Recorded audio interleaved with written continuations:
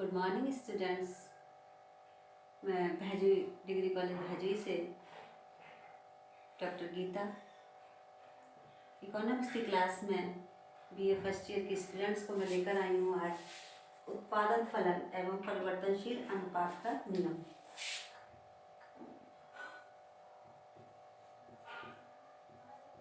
उत्पादन फलन एवं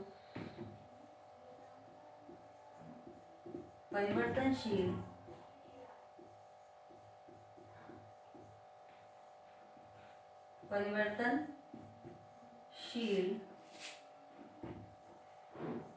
अनुपात का नियम।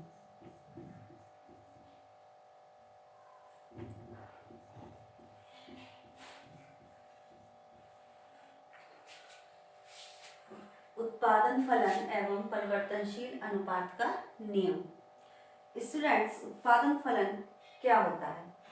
देखिए स्टूडेंट्स, जब उत्पादन फलन का मतलब है कि उत्पादन के साधनों और उत्पादन की मात्रा के बीच जो टेक्नोलॉजी यानी जो तकनीकी संबंध होता है, जो टेक्नोलॉजिकल जो रिलेशनशिप होता है, उसे हम कहते हैं उत्पादन फलन। इसका मतलब क्या है कि जैसे मान लीजिए कि आप सब सपोज करिए कि जैसे सबसे पहले समझेंगे उत्पाद क्या होता है।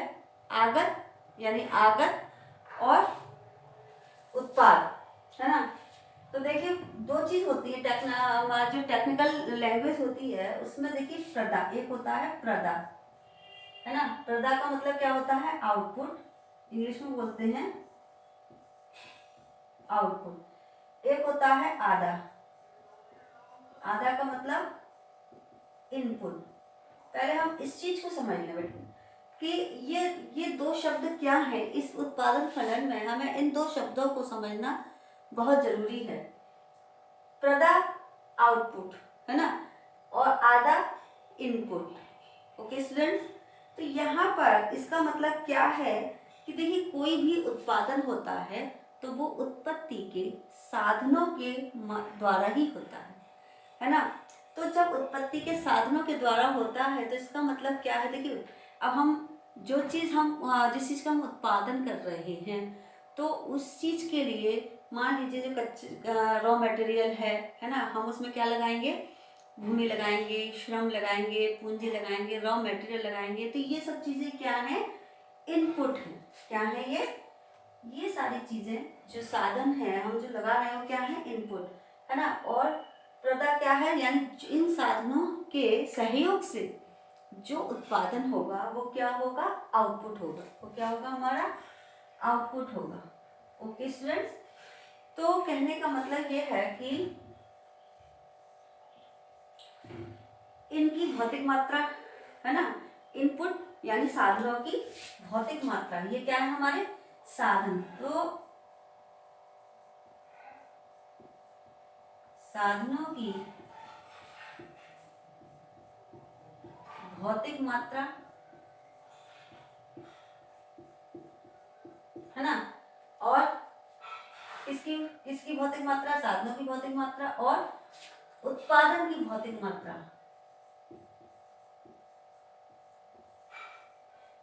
उत्पादन की भौतिक मात्रा,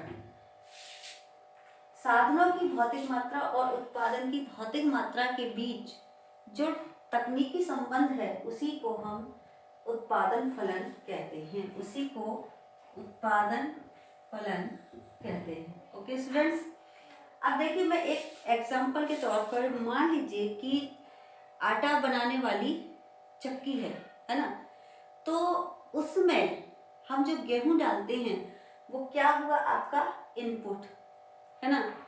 और जो गेहूं से जो आटा बनकर बाहर आता है वो क्या है? आपका आउटपुट।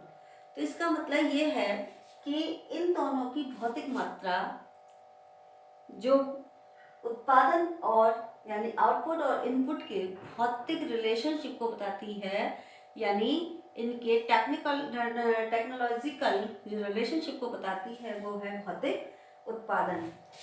देखिए स्टूडेंट्स, यहाँ पर हम एक परिभाषा देखेंगे लिप्सिक तथा स्टीनर की।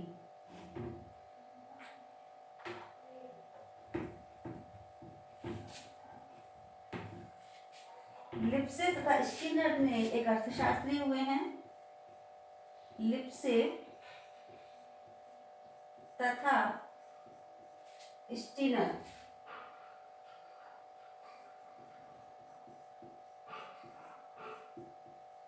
इन्होंने क्या परिभाषा दी है?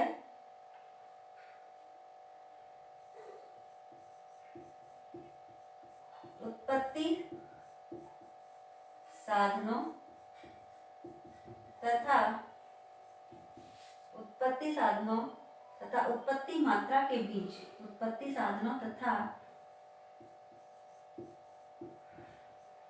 उत्पत्ति मात्रा के बीच तकनीकी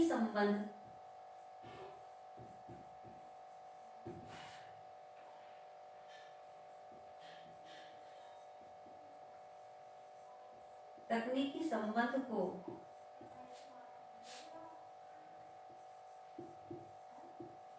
उत्पादन फलन कहते हैं।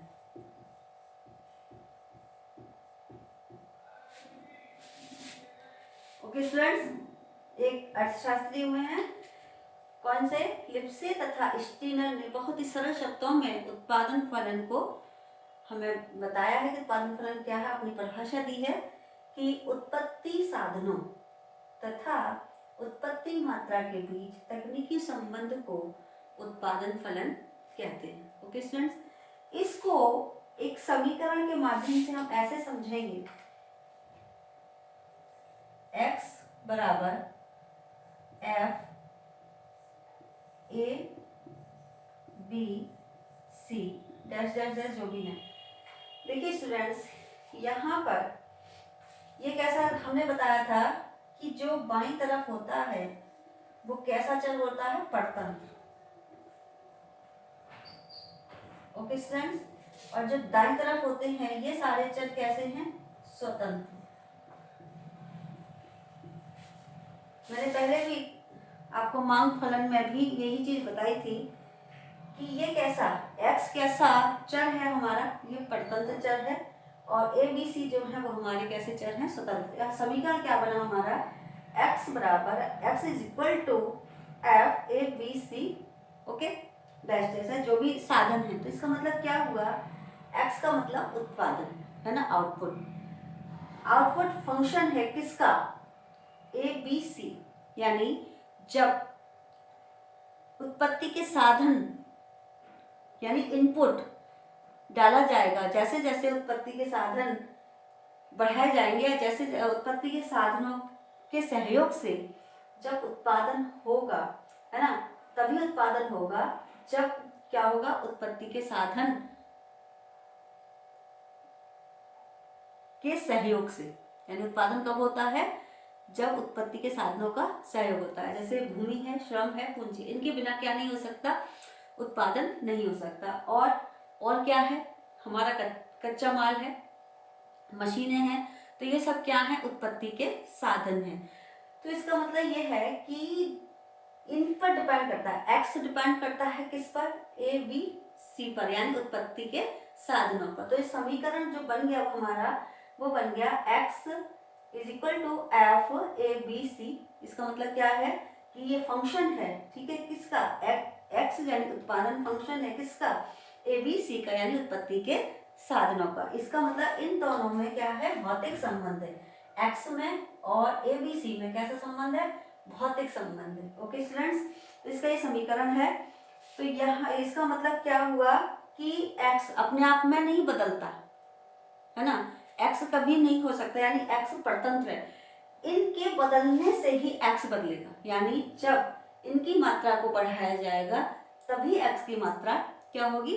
बढ़ेगी, और इनकी मात्रा को कम किया जाएगा तभी एक्स की मात्रा कम होगी। इसीलिए ये कैसा चर बोला जाता है, इसीलिए ये परतंत्र चर बोला जाता है और ये स्वतंत्र चर बोले जाते हैं। स्वतंत्र चर का मतलब ये जो स्वतंत्र हैं, है ना, इनकी मात्रा घटने बढ़ने पर ही x की मात्रा घटेगी या x की मात्रा बढ़ेगी। इसीलिए ये x जो है हमारा परतंत्र चर है और ये सारे हमारे स्वतंत्र चर हैं। अब स्टूडेंट्स, उत्पादन फलन की मान्यता, यानी हम कोई भी विश्लेषण या कोई भी सिद्धांत पढ़ते हैं तो उसकी कुछ मान्यताएं होती हैं। तो यहाँ पर भी उत्पादन फलन की कुछ मान्यताएं हैं। वो मान्यताएं क्या हैं हम देख लेते हैं।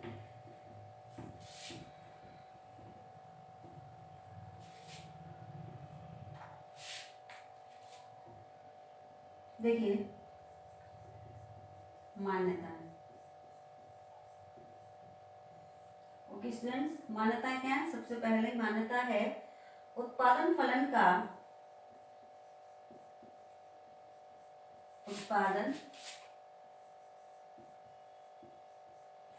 का एक निश्चित समयावधि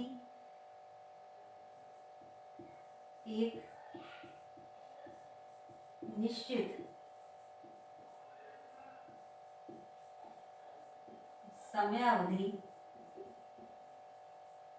निश्चित समयावधि से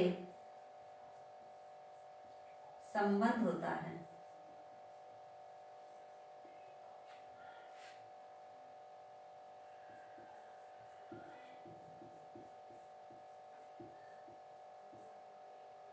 ओके स्टूडेंट्स, नंबर 2,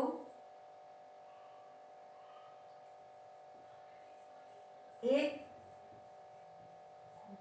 दिए हुए समय में तकनीकी ज्ञान के स्तर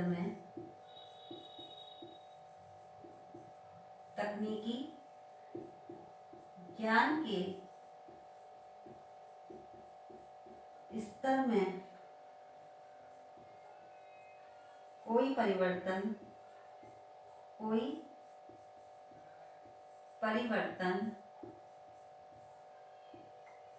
नहीं होता है।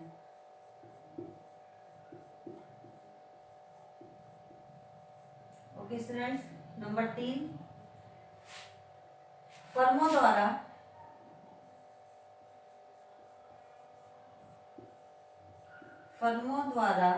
उपलब्ध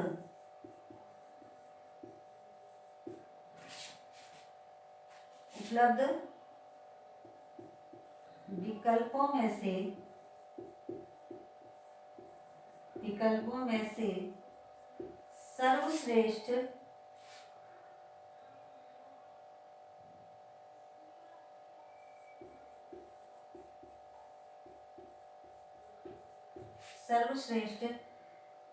तकनीक का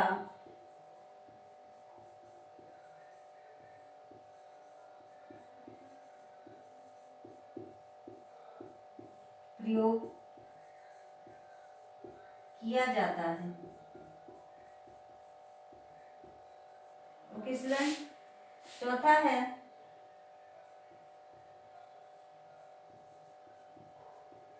उत्पादन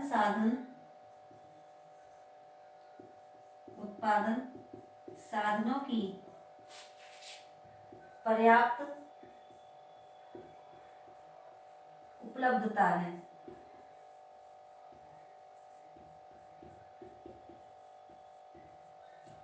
ओके स्टूडेंट, अगला है 5वां, मैं यहाँ लिख देती हूँ 5वां,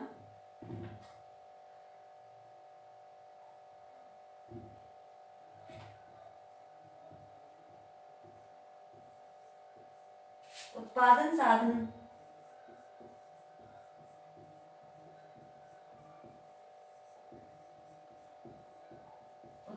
साधनों की कीमत स्थिर रहती है।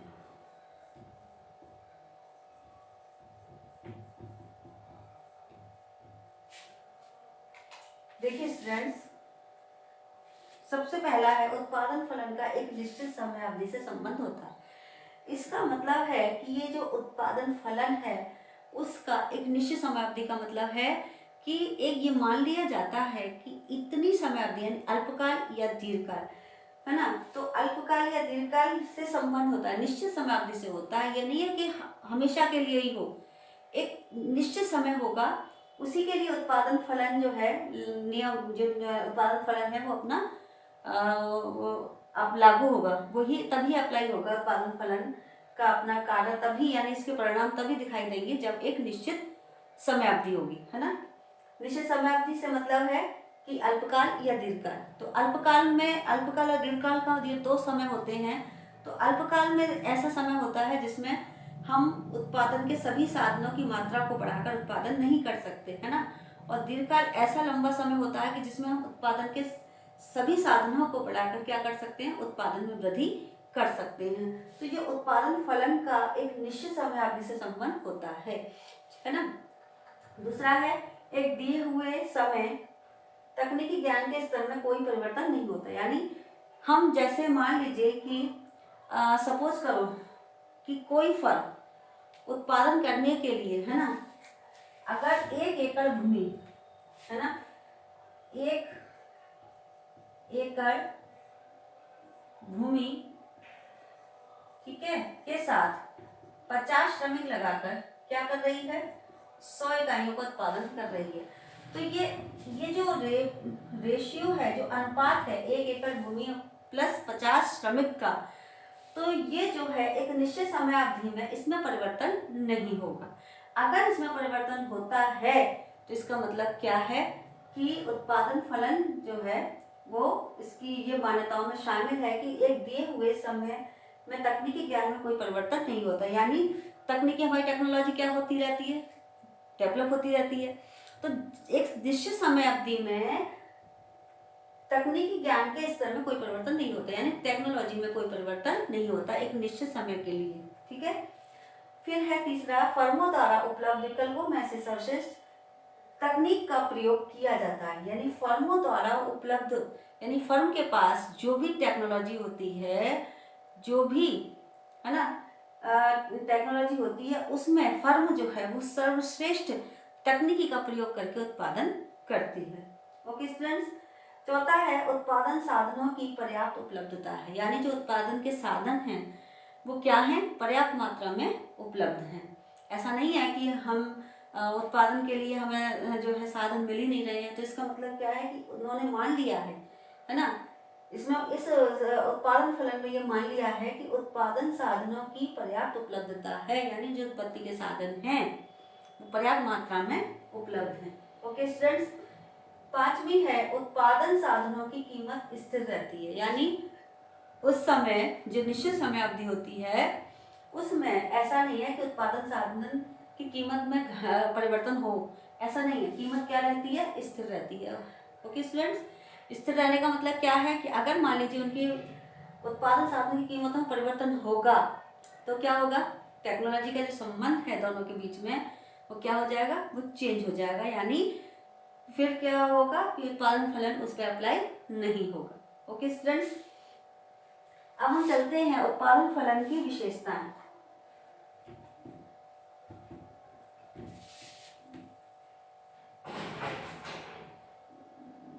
उत्पादन फलन की विशेषताएं।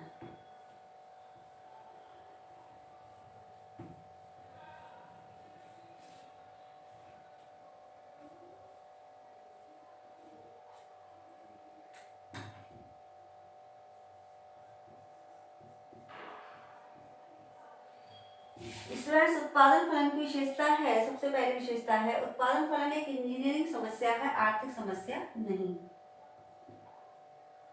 उत्पादन फलन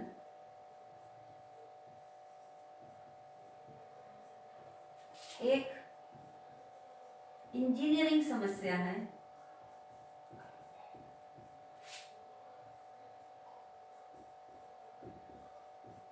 एक इंजीनियरिंग समस्या है, आर्थिक समस्या नहीं।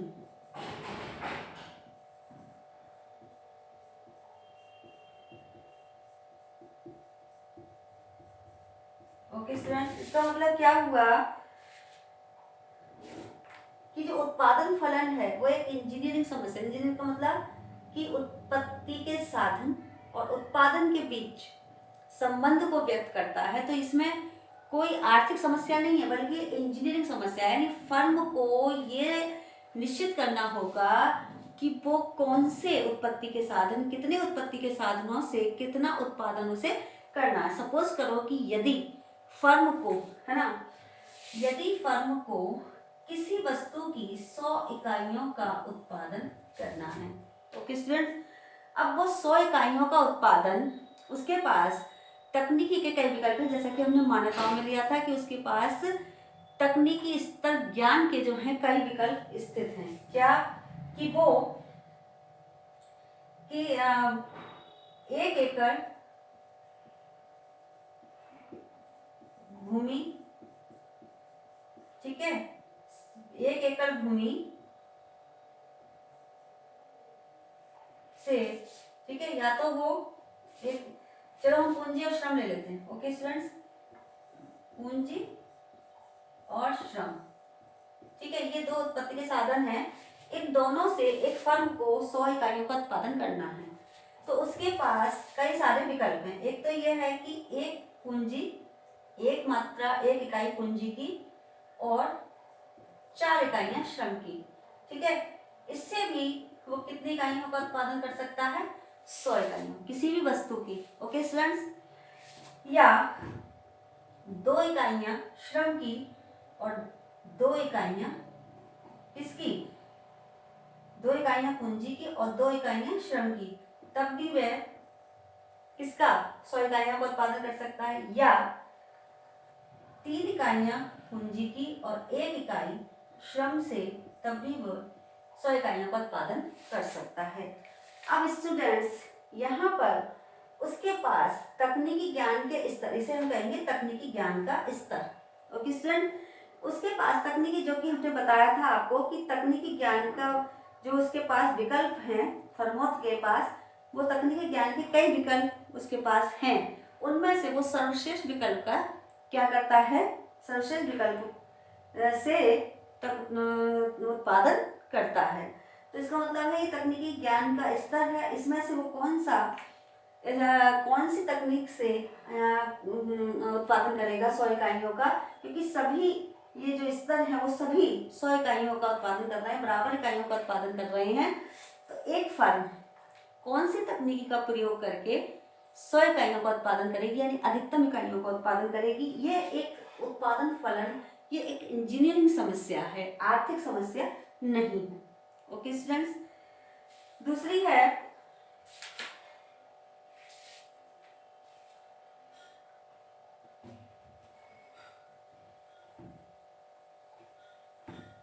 दूसरी इसकी विशेषता है उत्पादन फलन की व्याख्या।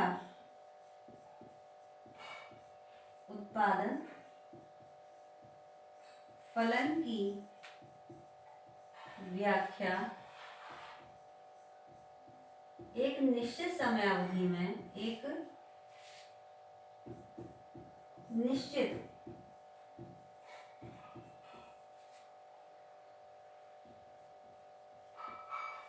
समय अवधि में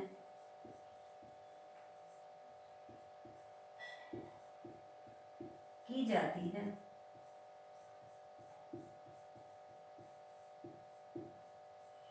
ओके स्टूडेंट्स, यानी उत्पादन फलन की व्याख्या एक निश्चित समय अवधि में की जाती है, यानी अल्पकाल या दीर्घकाल। अगर समय के स्वरूप के अनुसार उत्पादन फलन का स्वरूप भी बदलता है। कहने का मतलब है कि समय के साथ, है ना, समय के स्वरूप के साथ उत्पादन फलन का स्वरूप भी क्या होता है?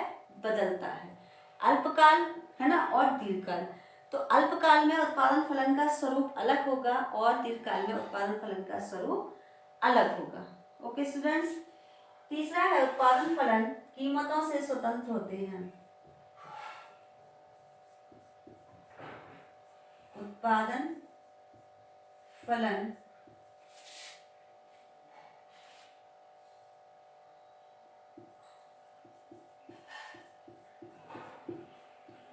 कीमतों से स्वतंत्र होते हैं।